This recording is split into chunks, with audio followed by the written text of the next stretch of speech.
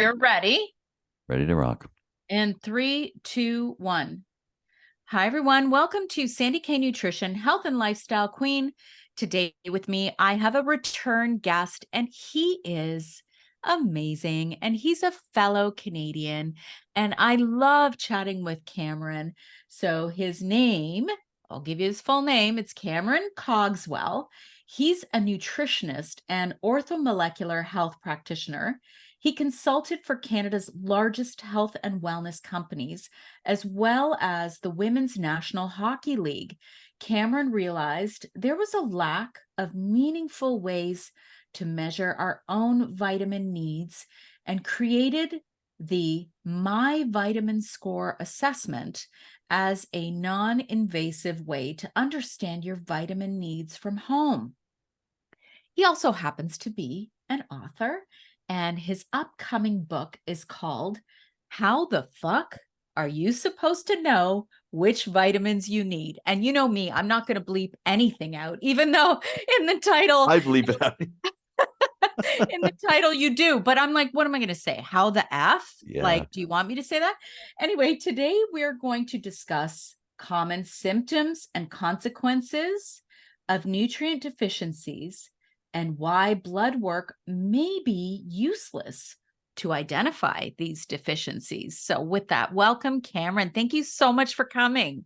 Thank you, Cindy. Yeah, I'm really happy to be back. And we had a great conversation last time. Although we don't talk very often, when we do, I love it. It's just I so fun. So, know. I'm glad. I'm really glad to be back. It is, and I think I remember the last time the last time we recorded, I started coughing like I was Oh choking, my God. started laughing. Yeah.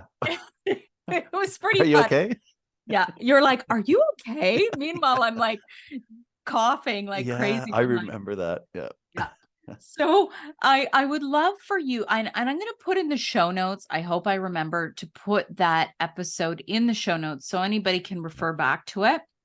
But, give us a little background of your work and tell us what you're up to. Yeah. So, I can go way back and I'll give you like the Coles notes, but I originally went to school for architecture, and I think I might have mentioned that to you last time. And you know how the universe will push you in the right direction, whether you want it or not at the time. But I was being pushed out of architecture. I didn't enjoy it. And I actually worked for the government for a short time when I was 19 years old. So I was very young. I was hired to build mapping systems for the government. It was a huge job with a lot of responsibilities. And no one knew what I was doing. They didn't understand the technology. So even the people in the government had no idea what I was doing or how to do it. And that's kind of why they pulled me straight from university. But I sat in front of a computer all day. I didn't talk to a single soul. I had an assistant who I would send out into the field to get data points for me to build a digital system. Anyways, it's not important, but I hated it. And at the time, I was living in literally a halfway house because I was working for the county of Oxford. There's no place to like rent a room there. So it's just like the worst situation you could be in. And my roommate passed away while I was living there. And we didn't know until the cops kicked his door down 5 days later and found his dead body, been dead for 5 days. And yeah. I won't go into the whole story, but it was a surefire sign for me to like, this is something's not right here. I feel it inside me, even though at 19, I didn't have the, inherent wisdom of trusting my gut and intuition, but I knew something wasn't right. I called up the dean. I want out, and I switched into kinesiology, which I loved. So when I was studying kinesiology, I got a little hint for nutrition, and I fell in love even more. I was like, holy shit, like I can eat this and feel this way and eat something else and feel a different way. Whether it was good or bad, I knew there was something different. Whatever I ate or how I nourished my body changed how I felt, how I acted, how I slept, everything. So I got a taste of it when I studied kinesiology. And then when I finished kinesiology, I did a postgrad in nutrition. So I became a registered nutritionist. And after that, I became a registered orthomolecular health practitioner, and that's concentrated more on vitamins and using vitamins as medicine. So, like vitamins rather than drugs. It's kind of saying the nutritional environment of the body is what's going to facilitate health or disease. So let's, enhance the nutritional environment of your body rather than using drugs which just cover symptoms. So I became a registered orthomolecular health practitioner. And then I also did continuing education courses for inadequacies and vitamin deficiencies in large and subpopulations. And so that was at Oregon State University at the Linus Pauling Institute. So Oh, everything kind of went from wow. like, yeah, yeah, You went to wonderful. Linus Pauling? You did? Yeah, I didn't know yeah, that. yeah, yeah. Very cool. So that's where I really got into like, oh, wow, okay, it's not just the body. That was like kinesiology and physiology. Then it was nutrition. Then it was orthomolecular. Then it was life. So it's all like narrowing down into this like really small niche of like vitamins and vitamin needs, and not just needs, but inadequacies and deficiencies and how they play out in different populations. And it was just fascinating to me. So that's where I am. And with that, yeah, like you said in the introduction, I realized, and this is going back years before I went to Linus Pauling Institute, like, how are you supposed to know what vitamins you need? Or how the fuck are you supposed to know? Yeah. I worked at a health food store the same time that I went to the University of Waterloo. I was going back on weekends and working just to try to earn some money during university. Sandy, the number one thing people would ask me in the store, and whether it was an outright question or whether it was just underlying in the symptoms they were asking about, is what vitamins do I need?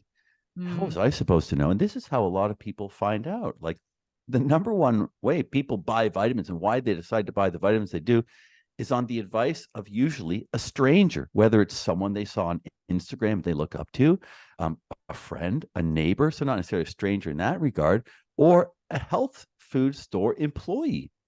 At 19 years old, I was that employee. People would come in and say, I have dry skin. What do I take? And even though I might have been well intentioned, how the hell am I supposed to know what you need? Honestly, I had no idea. So I was guessing for people. And they were taking the advice of a 19-year-old working in this store. And if they had asked my coworker, maybe they would have had a different recommendation. So the question just kept like circling my mind. How are you really supposed to know what you need? And not to jump too far ahead, Sandy, but underlying that, what you need is simply what you're lacking, right? I mean, you're not going to take a vitamin. If you have optimal levels of vitamin D, taking more isn't going to give you a therapeutic benefit. So the only vitamins you want to go out and buy or purchase online are the ones that you're lacking. So essentially, I'm trying to determine what people are lacking by them coming into a store and asking me. I mean, how would I know just looking at them what they're lacking biochemically? I wouldn't, and no one would. And that's the problem. Okay, I'm going to make maybe it's a bold statement, but I feel like it's a good statement that you might agree with. I don't know. Yeah. But I am of the belief that the majority, I actually wrote this in my book. I know you Mm-hmm. get this, right? Like because you're writing a book too. Yeah. Majority of illnesses begin with a nutrient deficiency of some sort. I love that. That is exactly what I not only believe, but what the literature shows. And it's funny you say that, and not funny, I suppose, but the medical system, and this isn't a bash on the medical system. I don't want to be about that. I don't want to be known as someone who's against the medical system or not. I've used it. Yeah, I've there's a had three place for it. surgeries. My God. Yes. But hundreds of years ago, 50 years ago, 60 years ago, we were, I suppose, unhealthy or requiring the medical system because there were infectious diseases. Okay. All of the infectious diseases of the past from the 1500s, 1600s, 1700s, the plagues, we've now wiped those out. We don't see those anymore. And modern medicine has fixed those. And we can give antibiotics and suppress those things. And that's done. So now we're dealing with an epidemic of debilitating diseases, things that build up over time, chronic illnesses that start a decade in the past. So the end result, the disease that we're dealing with, they never tie it back to what started 10 years ago, which were nutritional deficiencies, things that are missing in the body that the body requires. We're not giving them in sufficient quantities. And over time, the metabolic damage that's occurring is, I don't want to say irreversible, it gets worse and worse and worse until, yes, you develop an illness, a condition, a disease, and it all started 10 years ago. So they're never tied together. And that is a huge problem. It's what we're seeing today. Oh my God, you're totally speaking my language because I always say, and you and I were talking about this initially, that, okay, I understand we can't control absolutely everything. I can't control if I go for a walk right now and some crazy driver doesn't hit me, right? Like I can't Yeah, control everything. However, if I have the tools to know that, I potentially have some symptoms, then maybe I can tie it back to a nutritional deficiency and maybe I can mitigate my risks for those symptoms to potentially develop into disease. for sure. Yeah, that's exactly what it is. And I'll take it one step further, Sandy. Excuse me. The commonly referred to reasons or causes of disease and conditions, and some people will agree or disagree. It's like, okay, I have a bad immune system or poor gut health or Yeah. environmental toxins or my genetics, so or inflammation. We hear all these like buzzwords and it's like that's what's causing disease. The number one problem is inflammation. Okay, well, for me at least, that still doesn't explain where this originally started. How did inflammation start? Okay. Pardon me. Vitamins and minerals are antioxidants. Okay. And they reduce inflammation. If you are insufficient, inadequate, deficient, whatever you want to call it, in vitamins and minerals, your inflammatory markers and cascade is going to run amok. That's Yes. obvious. We know that. That's the science. It's proven and true. Now, your gut health, if your gut health is impaired, your vitamin inadequacies are going to be all over the place because the gut produces some vitamins and it helps obviously with the absorption and assimilation of all of your vitamins. So, I mean, all of these things, and like you said, there's very little that people can do to control the environmental toxins that we're breathing in right now. We Right. can't control that. Genetics, yes, you can balance them and optimize them, but there's little we can do to change our genetics as they are. Okay. Yes, we can optimize things. There's very little we can do to change our past medical history, but what we do have control over is our nutrition, how we nourish our body. If we fill in those nutritional gaps to stifle some of the disease that might happen down the road, and of course, to correct some of the symptoms that we have now. Yeah. And so people always ask me this question all the time. I eat well. Do I even really need supplements? And Yeah. I know my answer, but I want to hear yours. My answer is yes, for sure. I mean, this is one of the chapters in my book too, that yeah, you can. Okay, if you carefully select everything you eat and you eat organic and you cook your food minimally, because the more you cook, the more nutrients you lose. And it's Yeah. all organic and you carefully select a variety and your digestion is perfect and you're absorbing all the nutrients, then is it possible?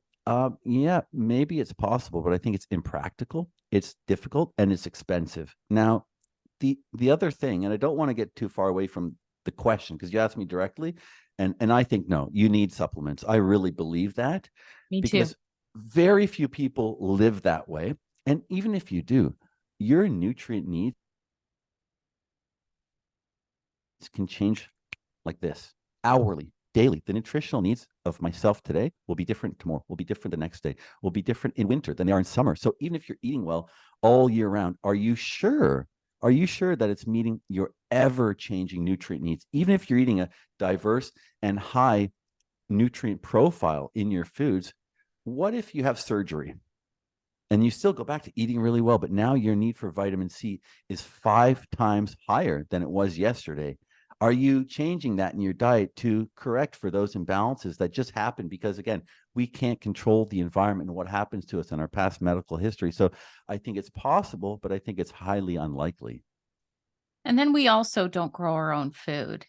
I was Yeah. actually talking and so even if we do grow our own food, we do not have control of, what they call drift. So, Mm-hmm. you might be, because I see this where people in the GTA are putting in, instead of lawns, they're on their front lawn, they're Mm-hmm. making it a garden, which I Yeah. think is brilliant, but you Great. can't control the drift from your next door neighbor that's spraying Yeah. pesticides, Yeah. Yeah. Yeah. Yeah. Yeah. right? Yeah. Well, wasn't there a big lawsuit about that with Monsanto?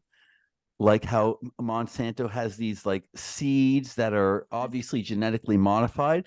And this guy, and it was in one of these documentaries, and I I forget saw the that. name, but how this guy wanted to have this like organic farm, and some of their seeds drifted over and ruined it for him. Now he's like, oh, like now my crops aren't organic, and they sued him because he Yeah. didn't pay for the seeds. And it's like, Yes. oh my God. I mean, that's another story. But yeah, like to what you said, Sandy, you can't control that. How do you know? I mean, what you plant, even if you're doing this and taking care, I mean, the quality is not there. And I mean, even though some people are brilliant, I don't know what I need in the soil to make sure that cabbage is perfect or lettuce is perfect or carrots or beets or whatever I'm growing. They do require slightly different nutrient levels in the soil. And my God, I don't know what those are.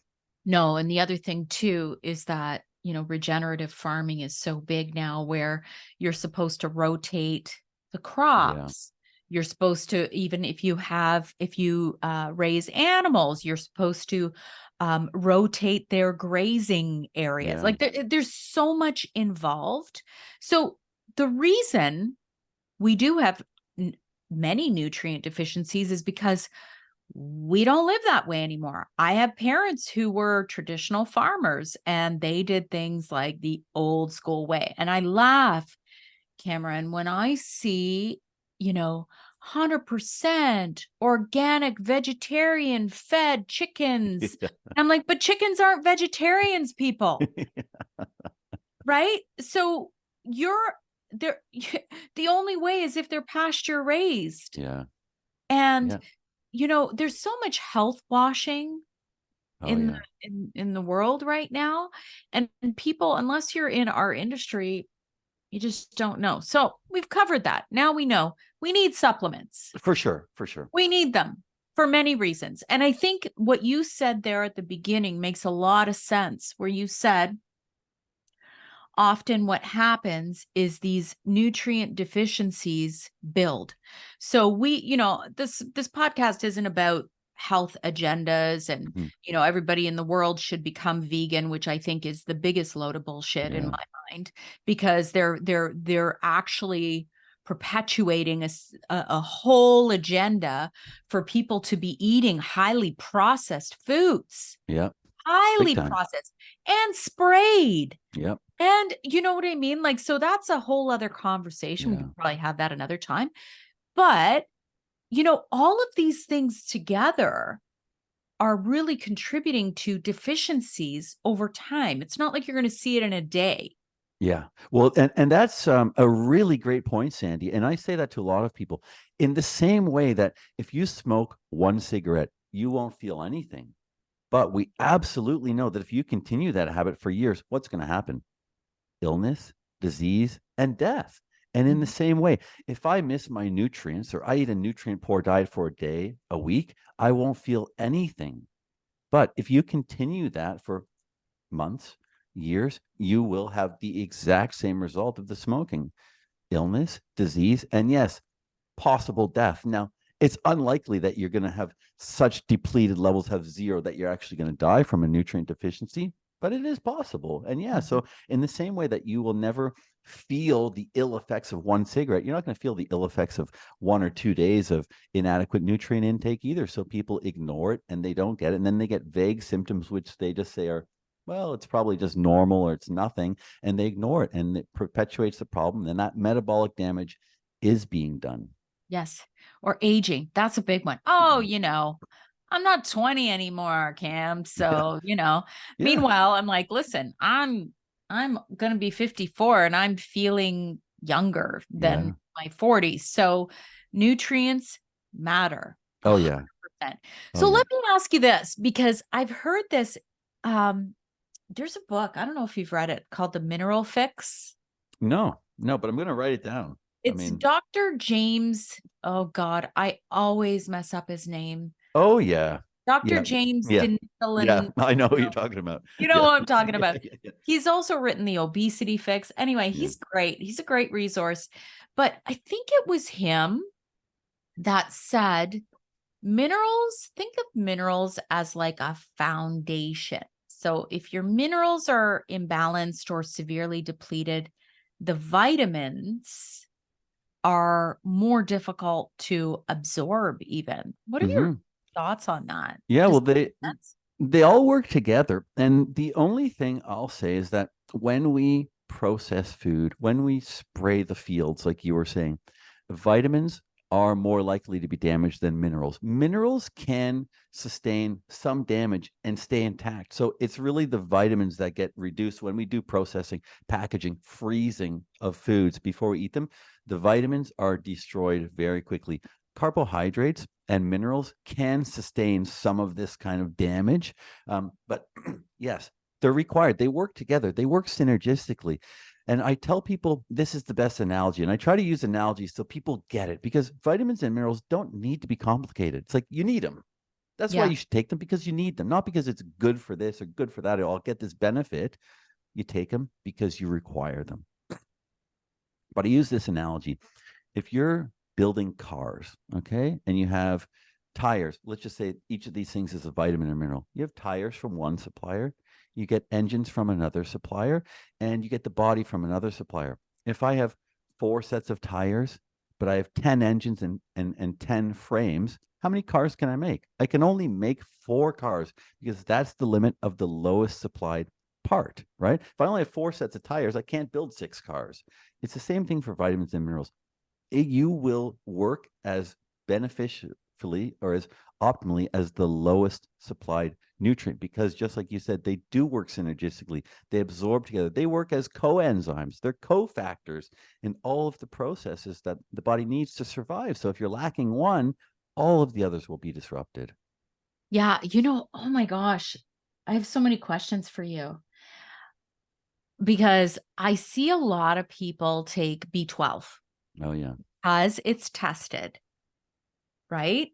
But back in nutrition college, I was always taught, because I took two of my courses were symptomatology. Oh yeah. Yeah. Yeah. I went to CSNN, so Yeah. we Yeah. went to a couple of the bigger schools in Canada. So I was always taught that if you do take B12, let's say you do need a little more B12 for whatever the reasons, we'll get into the testing Yeah. soon, that you should also take a methylated B complex with it. Yeah. Well, What are your so thoughts? yeah, so I in my test now, this is for a couple different reasons. Like, and again, we'll get into the whole testing later. So I'll leave some Yeah. of the reasons I only test for B complex. You can test like whether it's through whatever measure you want to do, but even through symptomatic testing, you can test for every B vitamin, but they have to be used together. And like you said earlier, yeah, they're synergistic and they're water soluble anyway. So something like cellular respiration, okay, using oxygen in our body, you must have B vitamins. You must also have amino acids to make the enzymes. So if you're breathing, which we are, we need that. We need oxygen in our cells. How do your cells respirate? They need to use the oxygen to pull energy from carbohydrates, from protein, from fats. So we kind of know that. Like most people know, yeah, we get our energy from the foods, but how do we actually extract the energy from these macronutrients? You need oxygen and you need B vitamins. So amino acids are required to build the enzyme. But what goes in the enzyme? What pairs with it? A coenzyme. That's what vitamins are. They're just coenzymes. They pair with an enzyme, they complete a process. So every stage of cellular respiration requires B vitamins, the B complex, all of them. They all work together. So if you're missing either the amino acids that make the enzymes, like the structure of it, or the coenzymes, cellular respiration, it'll continue, but it'll be impaired, right? The less and less you have. It's very unlikely that anyone doesn't have enough amino acids to make the enzymes, because they can pull it from our body. I mean, protein is stored in our body. We can pull it from our muscle. We can pull it from food quite easily. And it's stored within cells itself. Every cell has amino acids that it can pull from, a pool of them, to make enzymes. So it's much more, or I suppose vitamins are much more vulnerable than amino acids to be missing. So we need the amino acids. We're very, very like rarely going to be low on those, but we can be low on the B vitamins. And if you're, completing cellular respiration every day, your B vitamins will be depleted in 2 days. Yeah. So you need all of them just for cellular. I mean, that's just one thing we need them for, and they're depleted within days. So I would take all of them. I would never say, oh, just take B12 or just take this. take all of them because they're all going to be flushed out within a couple days anyways. Yeah. And, you know, now that you're saying that, I've talked about this, about how certain nutrients are very difficult to, let's say, overdo. Mm-hmm. I'm not going to say overdose because they're not drugs. But overdo, but B vitamins are one of them because it's water soluble, quick Yeah. in, quick out. So what are some of the most seen nutrient deficiencies in North America, let's say? Yeah. So according to the research, potassium is number one. Really? Yeah. Potassium is number one. So that's according to the CDC studies. So I try to use the studies that other people who, even if they're not, you know, into vitamins or they don't quite believe it, okay, they kind of believe the CDC. They'll listen to the bigger authorities, right? Even if we don't agree with everything, they Yeah. do conduct some studies that we can use. So their studies, they basically take tens of thousands of people, assess their diets, count the nutrients in everything that they eat, and then report back and create like this national survey. And potassium is the number one nutrient missing. And they compare it to what's called the EAR. So this is the estimated average requirement. Against the EAR, they said that 98% of the population isn't consuming enough. So, I mean, that is almost 100%. Now, the other thing, and not to make this too confusing, but you yourself might find this interesting. Why do they compare to the EAR? No one thinks about that. They just, okay, look at it. 98% is terrible no matter what. But the EAR is an estimated average requirement. It's not your recommended daily amount, if you notice. Estimated average requirement is the level at which 50% of the population is expected to be deficient. So, I mean, Oh, 98% of people don't even consume that level. So, I mean, if you compare wow. it to like a level that's considered adequate, let alone optimal, probably 100% of people don't consume enough. So, potassium's number one. Um, vitamin D is up there as well.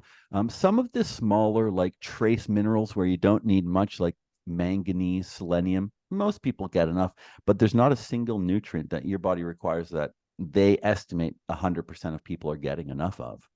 So we're Mm. missing almost all of them.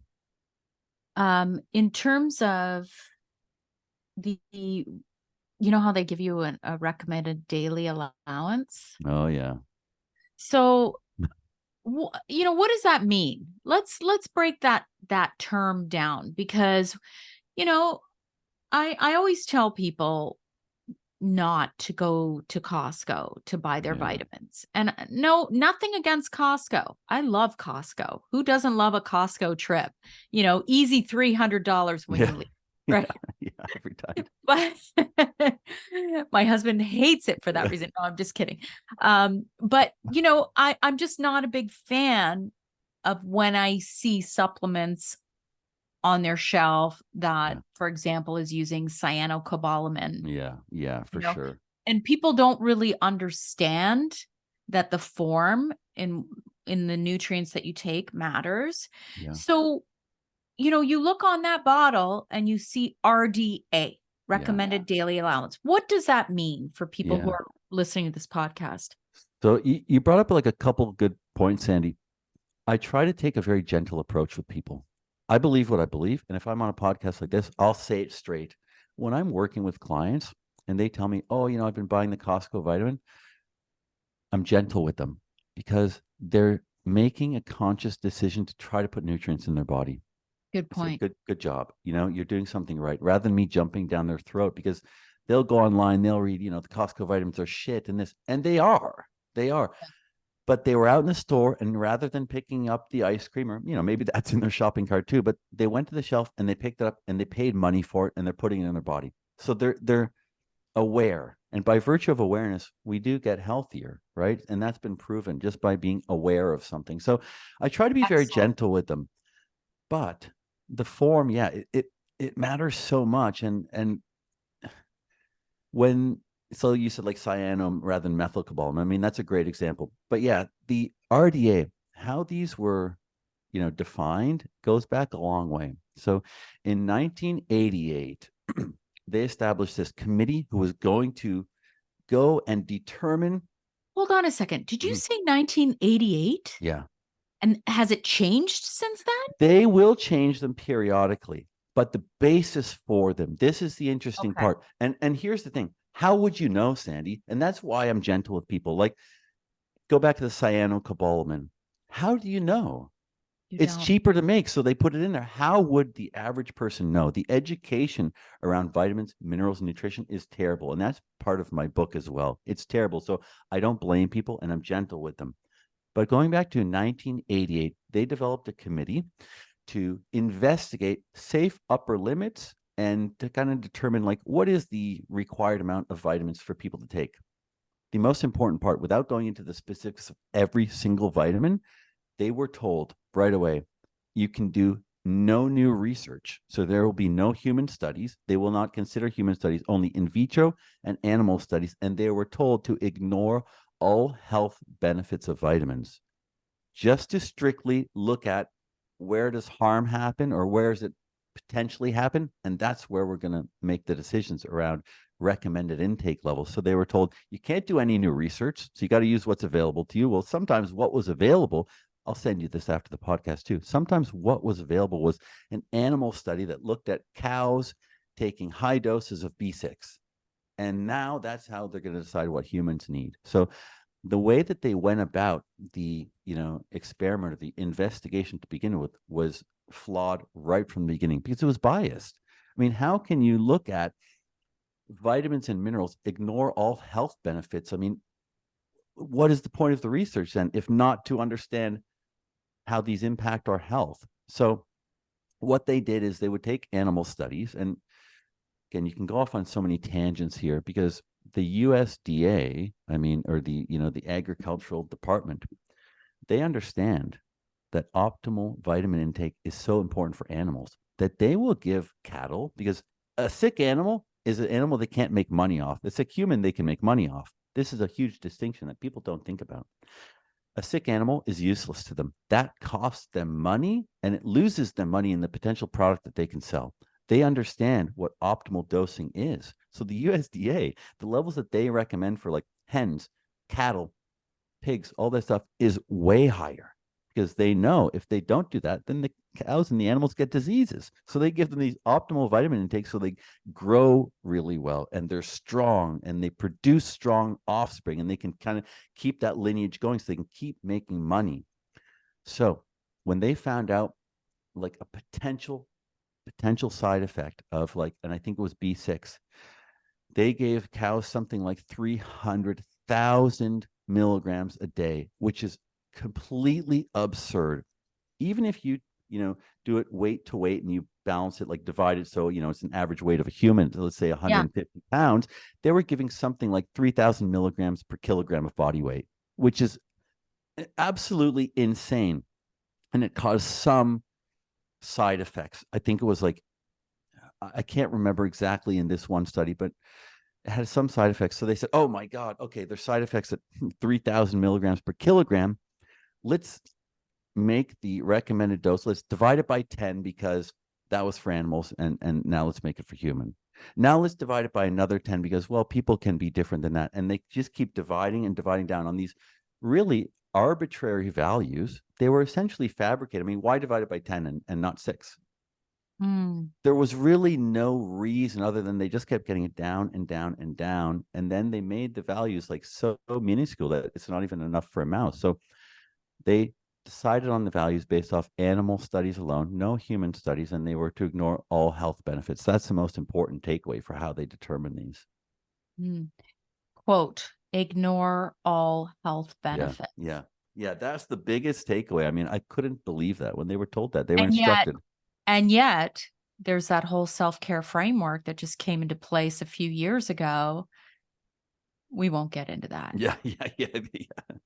Yeah, that's But another I story. could, because it's just so conflicting, right?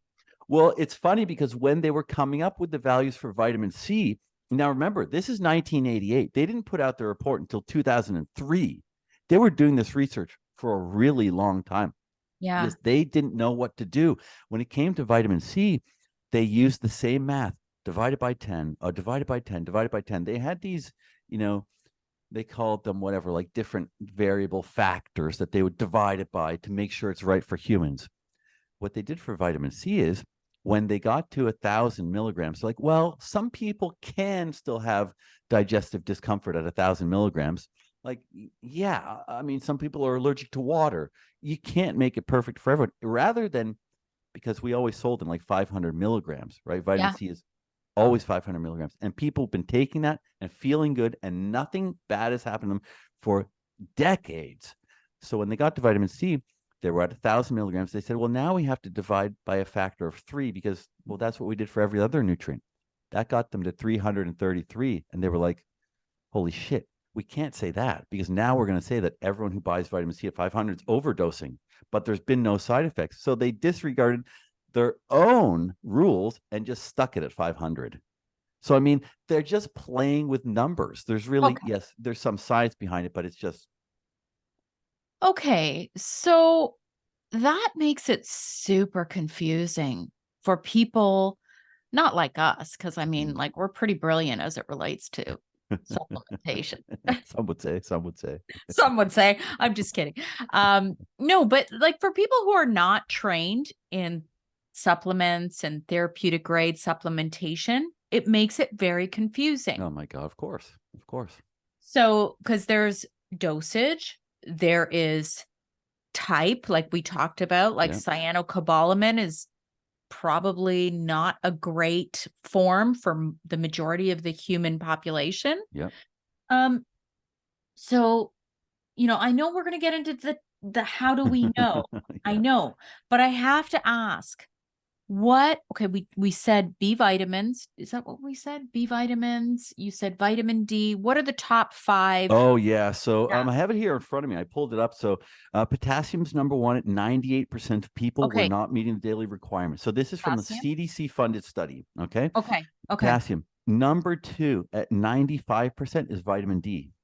Yeah. At 94% of people, again, this is 94% not meeting the estimated average requirement. Okay. 94% is vitamin E. After that, at 71% is vitamin K. So it seems to be a lot of the fat soluble vitamins. And that's, of course, because water soluble vitamins, they fortify and they put in enriched foods and stuff. So people generally do get, a decent supply of that. But I mean, all of them. I mean, I can go down the list. I mean, 50% aren't meeting calcium, 60%, 61%, sorry, aren't meeting magnesium. B vitamins, it's at 15%. So again, much lower, but I wouldn't want to be that 15% anyway, right? So, and then vitamin A is at 50%. Okay. You want to hear something really interesting? Of This course. is so interesting. At least this is applicable in the United States. I'm going to assume it's applicable Yeah. in Canada Yeah. too. Yeah. For sure. But if you're buying fortified foods that are, let's say, fortified with B vitamins, or it says fortified with folic acid Mhm. instead of folate, if you are not buying organic, you are getting the vitamin fortification Yep. of the cheapest form in the food that you're buying. Yeah. Yeah. So, It's garbage. yes. So, as you know, Cam, some people really, it can do harm. It can actually do harm to them if they're taking folic acid instead of folate. For sure. For sure. And I mean, here's the thing with the enrichment, and this is part of my book too. Like I go really deep on everything, why things happen, how we're misled by the big three, which I consider like the government. They mislead us by coming up with these numbers, by putting out the studies, by what they believe and what they put out about vitamins, official health standpoints and statements about nutrition. I mean, they put out food pyramids, but it's hard to find anything on vitamins. They usually say, take at the discretion of your healthcare practitioner, right? Yeah. Then By the way, people who happens, they're referring to a doctor who has never received any training in supplementation. zero. So So yeah, I go to the mean, right expert, people, please. I just have to note that, Cameron. well, yeah, and that's another point too. I mean, we can go on forever. This is why people are misled. Less than 5% of all doctors get any training in nutrition. And the 5% that do is because they chose to. They chose to take those courses. It's not mandatory. So 0% of doctors are required to study nutrition. Never mind understand the intricate interplay of vitamins and minerals and how to understand when you need them and what doses work for what people. Never mind that. Just less than 5% get even a cursory review of nutrition in general. Okay. So that's the government, the medical system. And then there's the natural healthcare system, which also misleads people by putting shiny objects up. Now, there are some wonderful people in all of these places. I'm not saying otherwise, but the natural healthcare community always has an answer.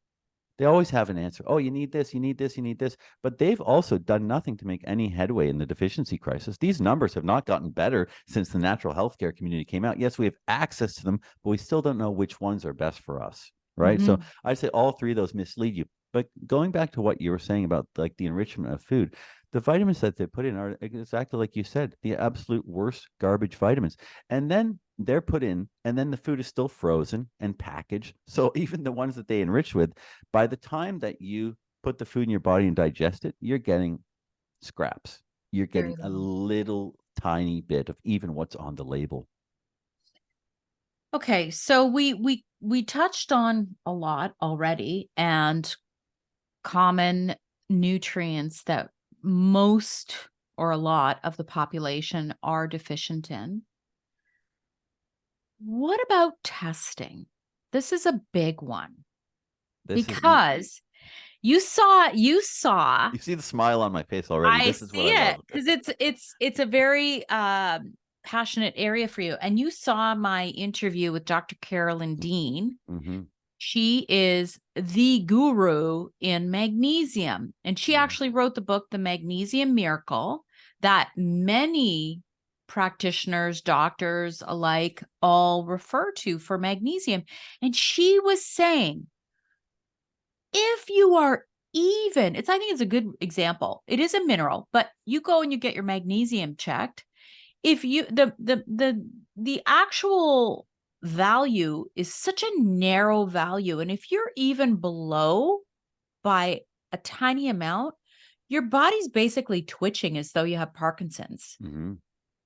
So what point is there for blood testing? Yeah. And are there any nutrients that are of value to test in the blood? Yeah. So I love that interview because she said something so wonderful. And I think I even like wrote to you, right? Yeah, She was yeah. saying you can't test magnesium in the blood. You can't. I mean, you can Yeah. physically do it and get a reading, but there's no point. And the same thing goes for calcium. So I'll get to your question of which ones can use, but the Yeah. magnesium point was so wonderful. And I swear, like the biggest smile on my face when I heard that, like chimes were going off. Yeah. Your body will do anything to survive. That's all it cares about. It doesn't give a shit about muscle. And that's why when you stop working out, it disappears. Your body only cares about survival. It will divert nutrients to where they're needed most. And this is where, like, I want to make this easy for people, but it can become, very nuanced. And there are a lot of little things, and everyone's so individual in their needs. Biochemical individuality. We all require slightly different things. We all lead different lives. We all have different genetics. We all have different past medical histories. We all express ourselves, have different emotions. So our bodily needs are all very different. Okay. But the body is so smart that it will divert nutrients to where they need to go.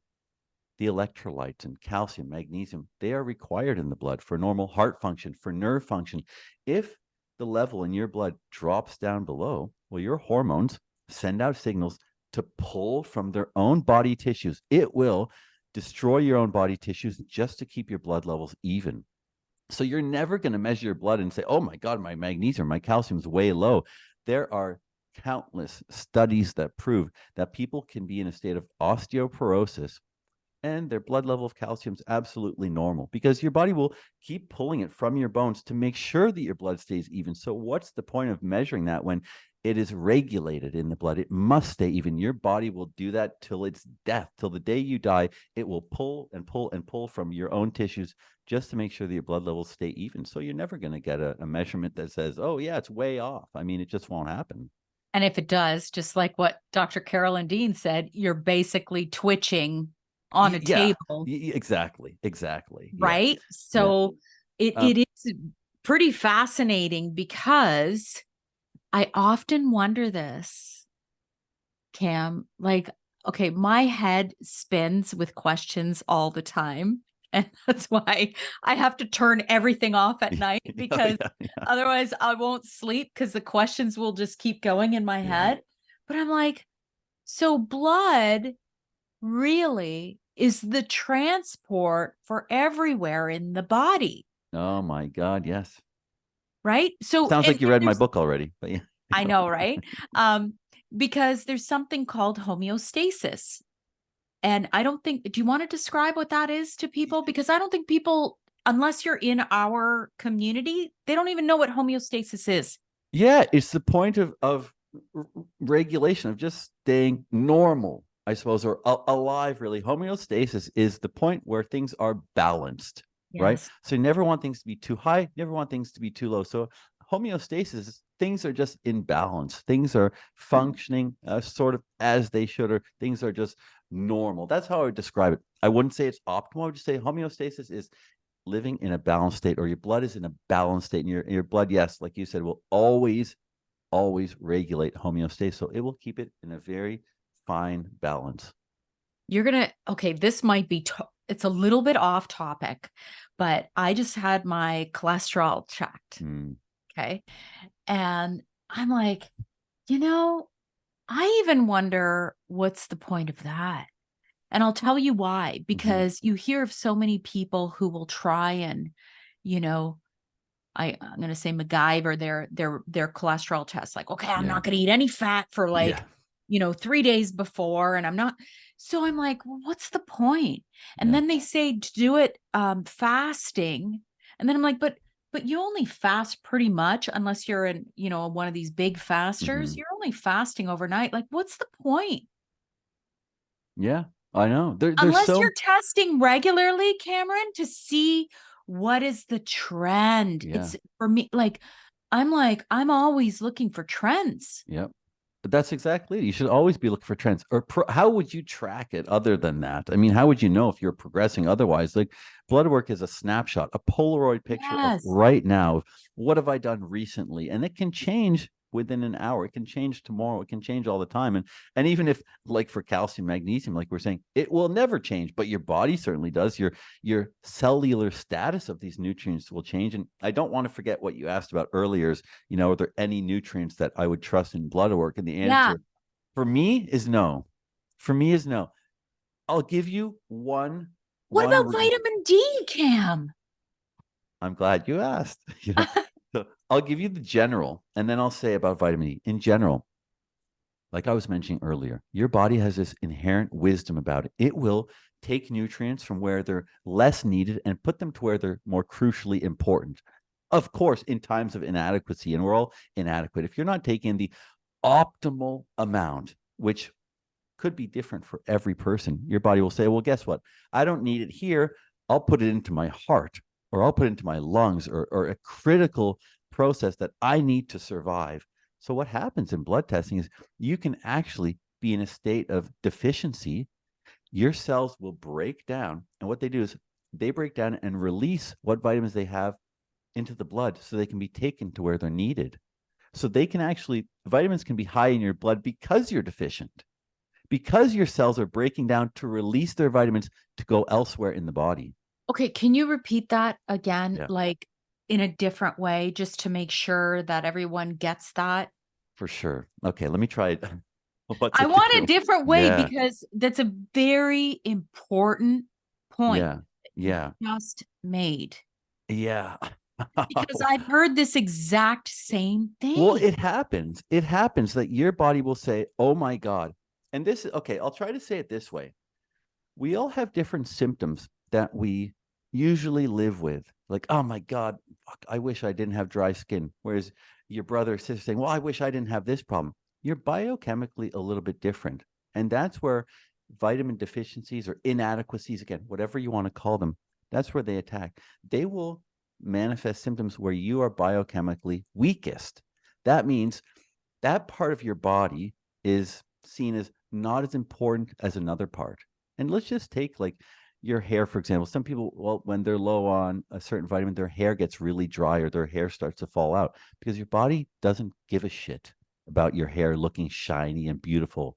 It doesn't care. Like It last case, who cares? Yeah, Yeah. Yeah. it Yeah. Yeah. cares that there's enough vitamins in your cerebral spinal fluid to make sure that your brain is being nourished. That's much more important. And we would agree, of course, it's more important. I'd rather be bald than my brain melts away and my brain can't function. This is what happens with people with dementia. They all have low B12 in their cerebral spinal fluid, but it looks normal in their blood.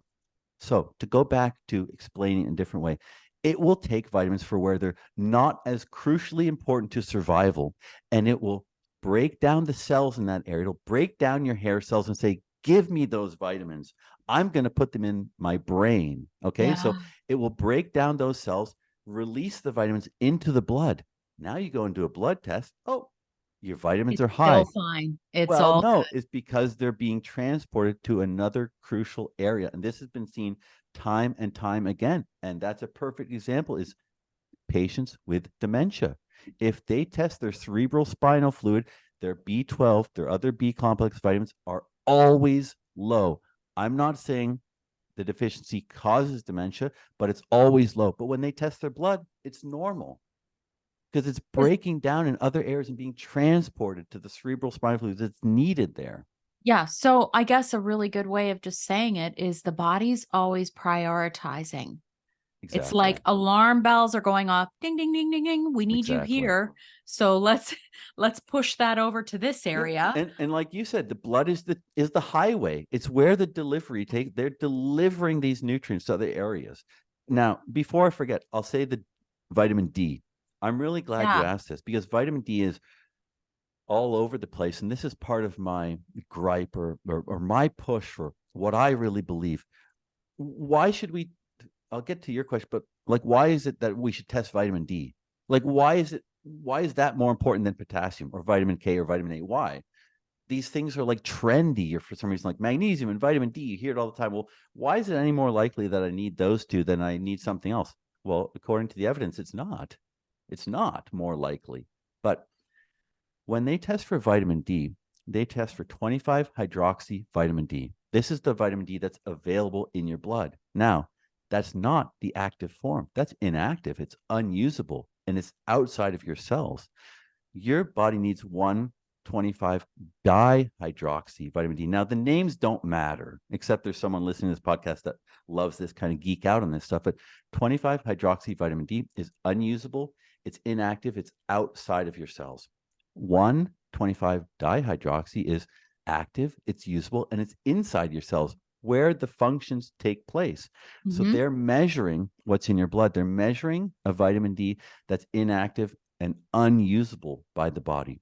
It has to go to your liver, it has to go to your kidneys, it has to It be has to be converted, converted, right? and then it's used by the cells. So, do you have a perfectly functioning kidneys? Do you have perfectly functioning liver? Why, yes, I do. No, I'm Maybe you do, but I'm I'm just just kidding. I talking. do not. And but there are people who sure they do. I'm not going to be this person who says no one has a perfect liver. Although some would argue that maybe there are some people that do. But I'm talking about general population, the people who take this information. Oh my God, I have to go get a vitamin D test. Those are unfortunately the people who don't have a perfectly functioning liver or set of kidneys, or maybe they only have one kidney and they're not converting it perfectly. So we're testing nutrients before they're in their active form, and we're testing it outside of the cells. What matters is the cellular status of your vitamins, and blood testing measures what's outside of your cells. So then how do we know? Because here's the thing. Okay, you were saying so listen, I'm learning something new about It vitamin D. goes deep, Sandy. Like I It said, I mean, does. I've been studying this for years. It's crazy. I mean, this stuff was surprising to me. I didn't invent this stuff. I didn't want this to be reality. I just kept digging deeper and deeper. And like I said, I went to IHN, then I did a postgrad, then I went to Oregon State, and I was like, oh my God, like this is insane. So, okay, I'm one of these people that is notoriously low in vitamin D. I carry two genetic SNPs, so Yeah. single nucleotide polymorphisms. For those of you who don't know, they're just genes that just kind of make it more difficult for me to really absorb vitamin D from natural sources like going out in the sun. So, how am I supposed to know? So what I believe and what I think is the best way, and I mean, I've used this with thousands of people, Sandy, and this isn't, eh, let me start by saying this. I didn't invent this idea. I created a better method. Okay. So your body will always show symptoms of inadequacy. It will always show symptoms. And this could be a really, really long discussion. You can tell by the symptoms. Now, people will say, well, I don't believe that because that's how the nutrition and vitamin industry already works. If I have dry skin, what should I take? But they're asking for one symptom. Symptoms can overlap. Symptoms can be from various different causes. You could have a symptom because you have an allergy, an intolerance. It could be a vitamin deficiency, or it could be a drug side Or effect. So hormones? there could Hormones? be various reasons. So you have to be very careful, but you have to think biologically. If, like I said, your cells are breaking down to take nutrients and put them in a more critical place, if those processes aren't happening, because we know vitamins, again, pair with enzymes to complete a function or a process within our body. If that function or process is impaired, what's going to happen? If those cells aren't full with vitamins and that function cannot happen, you're going to have a symptom. Something is going to go wrong. There's a break in the chain. There will be a health symptom. Now, some of them are extremely vague. Some of them are emotional. Some of them are physical. Some of them, again, are so vague that you wouldn't notice them, or you've been taught to just assume that they're normal. And if you, again, have one or two symptoms, it's very difficult to rule out another reason for that symptom. So, what I believe is you can take a systematic array of symptoms. I take all of the clinical literature, the research, the studies that go back years and years and years, because we have done these studies.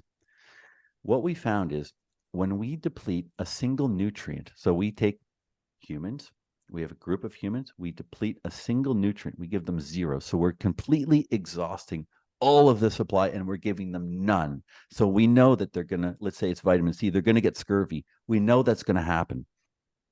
What's interesting is between day 5 and day 10, everyone had biochemical disruptions, which means some of the processes that we need this vitamin to fulfill this bodily process, now it's not happening. So they get some symptoms. Now, at day 200, everyone was depleted and they had, for instance, with B1, they had beriberi, or for vitamin C, it was scurvy. Okay. That took 200 days.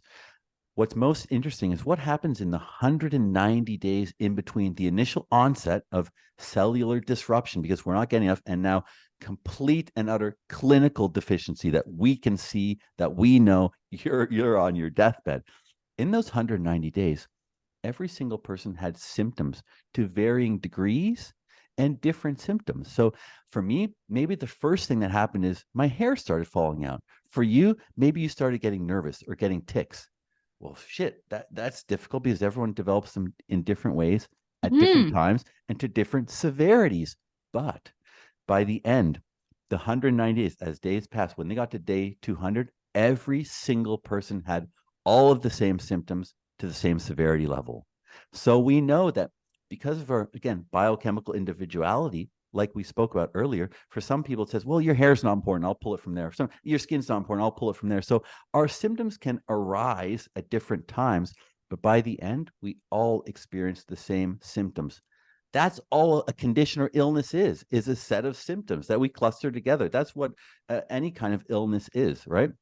So I know this is a little long and this is roundabout, but what we have to do to create a test that is reliable, so we have to use reliable symptoms. So what I do is use only symptoms that have been recorded or documented or observed in clinical study, clinical practice, or research.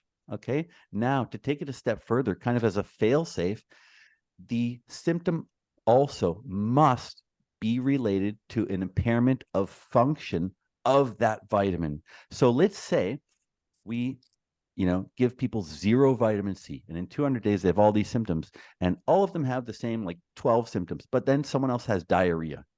Well, that just could be related to something else. It's not an impairment of a vitamin C function, so that can't be included. So it kind of acts as a fail safe. Okay. Mm-hmm. Mm-hmm. So that ensures that the symptoms are a reliable indicator of, vitamin status. Right. Now, to make sure that the test is consistent, that means I can take it. I can take it 2 months later. I can take it a year later, and it will give me consistent feedback.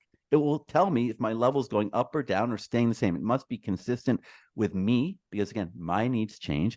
It also must be consistent amongst different populations and subpopulations of people who, again, express symptoms at different times. That means tests must use at least 10 symptoms that, again, are documented and related to the impairment of function. And they must use 10 symptoms so it accounts for different biochemical individuality. Now, again, to ensure that it's actually, again, reliable, a person must experience at least 3 of the symptoms. So you must have at least 30%, okay, of the 10 or more. 10 is the minimum. 10 or more symptoms, you must experience 30% of them. For me, and the test to say, yes, you would benefit from taking this vitamin. Because if you just have 1 or 2 symptoms, I can't rule out that those symptoms were, again, brought on by an allergy, an intolerance, hormonal dysfunction, a drug that you're taking, or a different nutrient inadequacy. So again, there's different fail safes that we use to make sure that you're expressing the symptoms. So I can feel 3 symptoms, you can feel 3 different symptoms, but we would both get the same results. And that's what's important in using a test like this. Yeah, because, for example, if you're someone like myself who has potential for thyroid disruption, it's not because I have one, it's because my medications sometimes they absorb.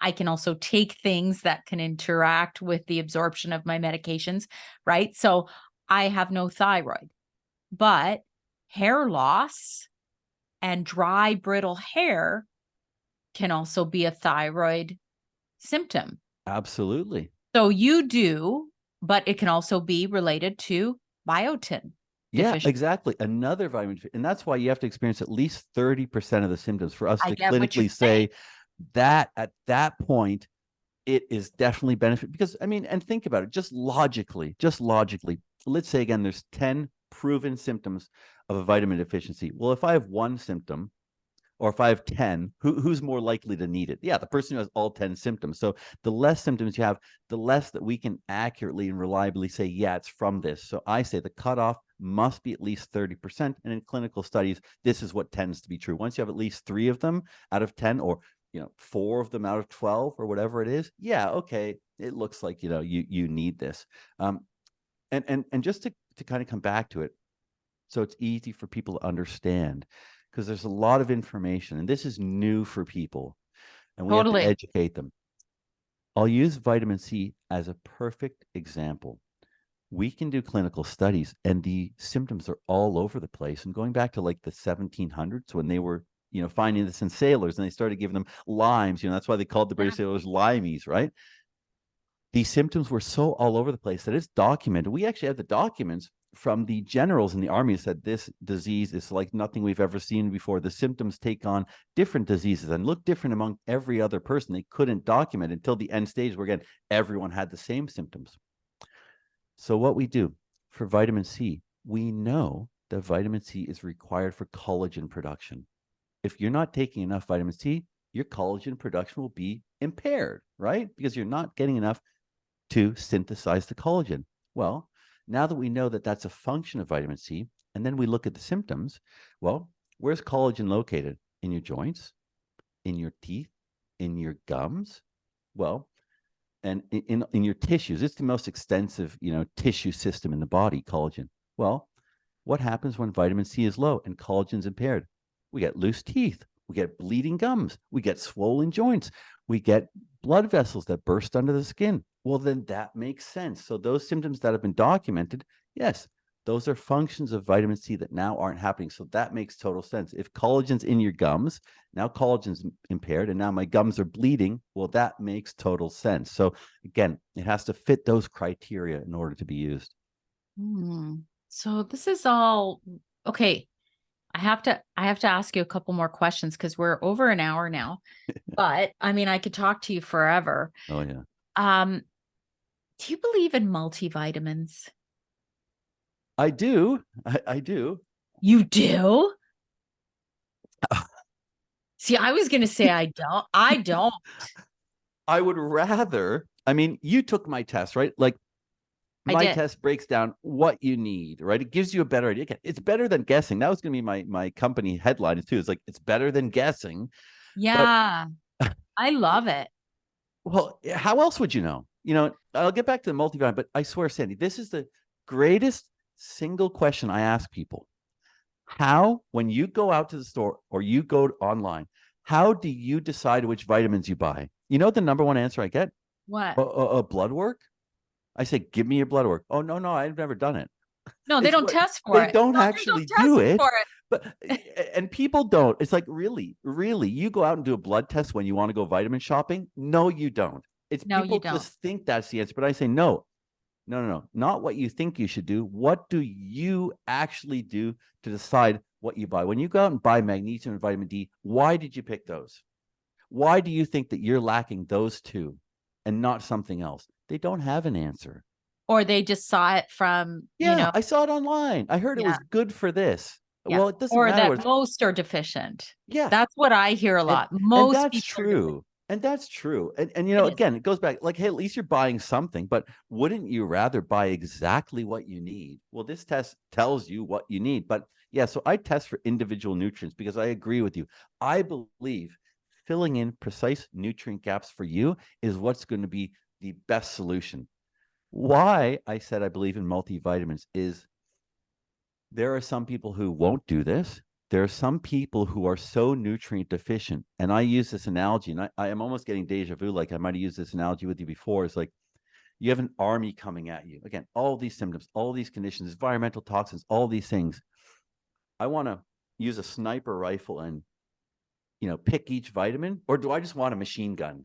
Like when all this stuff's coming at me. So the multivitamin acts as a machine gun. It just takes care of everything for you. So people that I see that have never taken a vitamin in their life, who eat fast food, junk food, processed food forever, I say get a freaking multivitamin rather than buying every individual nutrient. So I believe in them in that regard. But when I'm consulting people like in practice in clinic, I usually very rarely recommend it. Yeah, okay. So I do in two instances. I believe in a multivitamin. I'll tell you actually three. One would be aligned with what you're saying, somebody who doesn't want to take anything and will take one supplement per day. Yeah. And that's that in that case, yes. Number two, university students, because I've got two and I know what it's like and I know what their habits are. And number three, elderly people, because it can get very complex for them to get a number of different nutrients or supplements into their body. But those are my, top three where I would recommend it. But for the most part, I align with you that we should target our supplements. Yeah. And typically the way that I do it is, like you said, there's symptoms, but I don't have a comprehensive system like you do. But there's symptoms, genetics, diet and lifestyle, where you live, exposure to chemicals. If you cut out certain food groups, which I don't believe in, I always believe in having a balanced diet unless you cannot eat something for whatever reason. But yeah, I mean, it's really interesting. So let's wrap this up. Um, give me one statement that would be the long-term consequence of no supplementation at all. Yeah. Well, we see it. We see it in people. And I'll say it like this. Not only is, if you don't want to take supplements and you're relying on your diet and you're including any food that's nutrient poor, you will actually rob your body of vitamins, and people can put themselves into a vitamin debt. So the long-term consequence that I've talked about and not a lot of people know about, or some people don't even believe, is you will develop an acquired vitamin dependency. This means if you've been insufficient for an extended period of time, years, decades, even for some people, but you're eating junk food and now your body needs to use what vitamins it has stored in its cells, it's using them just to digest this food, you're actually putting yourself in a vitamin debt because you're taking in very little and your body's expending it. You're putting yourself in this vitamin debt. You'll acquire and vitamin dependence. That means you're now going to require more of this particular vitamin for the rest of your life, like indefinitely, to try to make up this vitamin debt. So you're going to be indebted to vitamins, which means you're going to need more and more and more to fulfill the role. So you'll almost be playing a game of catch up that you're just never going to win. Wow, that's powerful. And, the one thing I am going to say too, for anybody who, because there's a lot of people who listen who are, biohackers or whatever. I'm always like, listen, get your shit straight first. Like get the balance in the vitamins and minerals right first before you start going and experimenting with NAD and Oh my God. right? I Do you love the, oh my God. Yeah. I wasn't even thinking about that. I love that you brought that up. And I know we're going to wrap this up, but people are on this. Well, how can I do this longevity? Can I start injecting hormones? Stuff like, fuck, like get your vitamins right. Get what your body Yeah. requires. Get that right first, and then start thinking about these longevity things. It's like the car that's breaking down, and you never fill up the oil, you never fill up the coolant. But can I put a turbocharger in the car? Will that? Yes. Dude, just take care of the normal stuff that your body requires, the raw materials it requires to function properly. Once that's optimal, you know how good you're going to feel. And then if you want to do some other things, then by all means, Sure. go for it. Sure. Yeah, I love it. Okay. Where can we find you, Cameron? And tell us about a little more about your book. When is it coming out? Yeah. And I won't use the swear word again. Yeah. Well, Called I was thinking How the just, F.